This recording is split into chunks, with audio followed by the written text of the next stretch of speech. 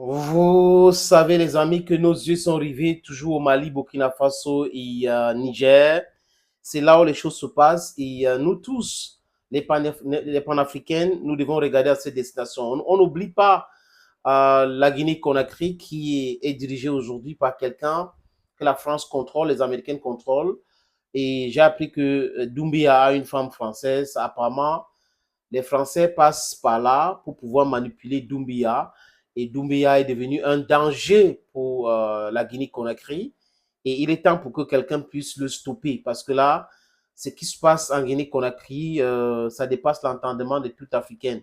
L'explosion au centre-ville, les morts des gens, la coupure d'Internet, bâillonnement de la presse et autres, ça n'a pas de sens. Ça veut dire que même des médias qui font juste le débat pour essayer de parler de la situation dans le pays sont coupés, les ondes sont coupées, brouillées, l'Internet est coupé. Doumbéya est un danger pour la Guinée-Conakry.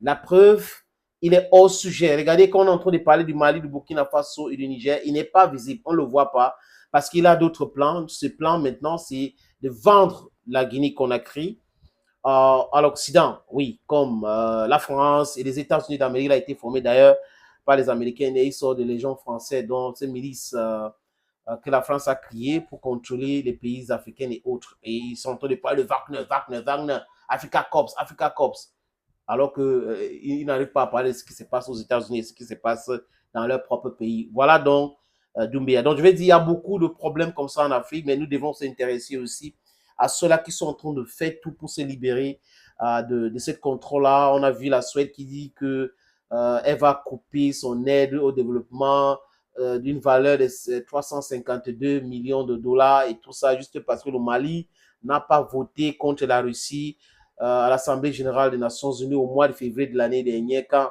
les pays européens demandaient à la Russie de retirer ses troupes en Ukraine et tout. Donc, vous voyez, toutes ces choses-là, c'est incompréhensible, non, les amis. Mais bon, le Mali reste debout et le Mali est dirigé par un garçon. Et ce sont des garçons, des vrais garçons, des hommes avec grand âge, donc femmes, hommes et tout mélangé. Ce sont des vraies personnes, des gens de conviction qui ne se laissent pas marcher dessus. Ah oui, oui, oui. Quand vous voyez Chego Maïga, le Premier ministre, vous voyez Abdoulaye Diop, vous voyez les autres, Assimi Goïta, vous comprenez que c'est un pays qu'il faut respecter. Respecter le Mali et les Maliennes, ils vous demandent absolument rien. Et maintenant, les discours. Le Mali ne peut pas être en guerre. Le Mali est là, qui menace, on menace de diviser le Mali. Et que les gens qui sont au pouvoir aujourd'hui, ce sont des gens qui ont souffert pour la sécurité de ce pays et qui ont compris que l'Occident utilisait le Mali pour pouvoir s'enrichir et la division du Mali était leur politique actée. Et que les gens là ont souffert et ils savent de quoi il est question aujourd'hui. Beaucoup d'autres personnes entrent dans la distraction, les amis. Dans la distraction, vous pouvez être l'imam, vous pouvez être, mais il y a le temps pour tout. Maintenant, comme je dis, les amis, maintenant, ce n'est pas le moment pour faire la politique politicien au Mali. Aujourd'hui, là, ce n'est pas le moment pour faire la politique politicien au Burkina Faso. Aujourd'hui, là, ce n'est pas le moment pour faire la politique politicien au Niger. Le cas de Guinée-Conakry, comme il n'y a pas d'objectif, il faut faire la politique politicien là-bas. Vous voyez un peu les amis. Et mes amis guinéens sont à l'étranger, ils sont en exil et autres, ils sont en train de souffrir aujourd'hui. Mais, les amis, la lumière, n'oubliez pas, la lumière, on ne peut pas éteindre la lumière. Ça peut prendre le temps, vous pouvez mettre tout à un moment donné, la lumière va toujours s'abattre. Oui. La vérité, c'est quelque chose qui est terrible. Hein? C'est comme la grossesse. Les amis, je vous lis cet article que j'ai trouvé. Ça dit quoi? Le titre d'abord est évocateur de ce que RFI peut dire. J'ai pris ça à RFI. C'est incroyable, mais c'est vrai. Écoutez comment ils ont titré.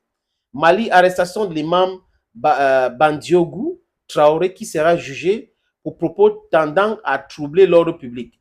Au niveau du titre que je peux reprendre sur cette vidéo, il n'y a pas de problème. Mais l'article, moi, ça me pose un énorme problème. À Bamako, l'imam Bandiogu Traoré a été arrêté le jeudi 4 janvier, placé sur mandat de dépôt. Il a passé sa première nuit en prison, donc peut-être troisième nuit, dans un prêche. Il avait récemment dénoncé les gros moyens utilisés pour l'organisation d'un festival dans la ville de Kayes, alors que l'état de route dans la région se dégrade chaque jour. C'est ce que rapporte la presse locale. Bandiougou Traoré sera donc jugé pour propos tendant à troubler l'ordre public. Les arrestations de voix discordantes sont nombreuses au Mali. Voilà mon problème. C'est que ce n'est pas le fait de parler du festival, des Kaya et autres. C'est que ces gens attendent à dire que c'est comme ça que Assimi Goïta est en train de faire. C'est comme ça que les autorités maliennes sont en train de faire. Donc, en quelque sorte, ils sont en train de vouloir parler de la dictature sans toutefois le dire. Vous voyez, quand ils parlent de la junte et tout ça. Et je répète, les arrestations de voix discordantes sont nombreuses au Mali depuis le début de la transition. Depuis le début de la transition, selon l'article de Radio France Internationale, les arrestations de voix discordantes sont nombreuses, les amis. Mais le fait que les leaders religieux soient prises pour cible est plus récent. Le mois dernier, c'est le prêcheur Chaoula Bahaya Haidara qui était incarcéré après des propos critiques. Au Mali, par ailleurs, les autorités de transition ont réceptionné 6 nouveaux drones turcs ce jeudi. Ces drones remis lors d'une cérémonie officielle à l'aéroport de Bamako sont devenus un outil central des opérations militaires maliennes. Vous avez compris quoi? Ils veulent présenter les faits, mais ils font tout pour amener les gens, c'est-à-dire que dans un angle de traitement, de vouloir montrer que c'est la dictature. Alors qu'il n'y a plus que ça dans ces arrestations-là. C'est-à-dire qu'il choisit uniquement ce que le prêcheur a dit, qui peut passer. Mais ce que le prêcheur a dit qui ne peut pas passer dans l'oreille des gens, il n'arrive pas à dire. Vous ne pouvez pas acter la division, acter le désordre et tout. Ce n'est pas uniquement sur ce festival que ce monsieur a parlé. Donc, voilà donc le travail de ce média nocif.